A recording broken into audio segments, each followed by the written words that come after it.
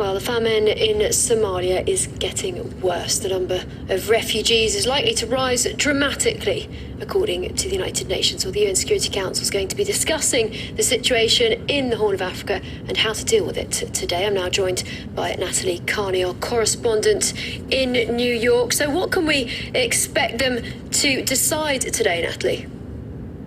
Well, there's going to be a lot of consultations between all members of the Security Council in regards to the humanitarian concerns that are plaguing Somalia at the moment. Now, let's not forget it's been 27 years since the UN has declared famine, and that was in Ethiopia back in the 80s. So it's quite a substantial step forward that they've declared famine in Somalia. There's 5 areas in the south of the country that have been devastated by this famine, by drought, and approximately 13 million people affected as well. And of course, the neighboring countries are seeing a lot of pressure on them as a lot of refugees, Somalian refugees, move over to countries such as Kenya. However, also discussed within the Security Council meeting that's taking place today is going to be a roadmap towards a post-transitional government moving forward. Last week, we saw al-Shabaab withdraw themselves from the capital of Mogadishu. Now, they do say this is just to sort of regroup and come in with different military tactics. However, the government of Somalia is now looking at how to move forward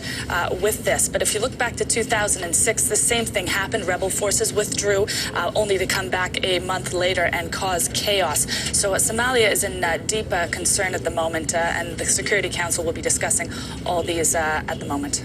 All right, thanks very much for that, Natalie Carney there reporting from New York. Well, here in France, like many other countries in Europe,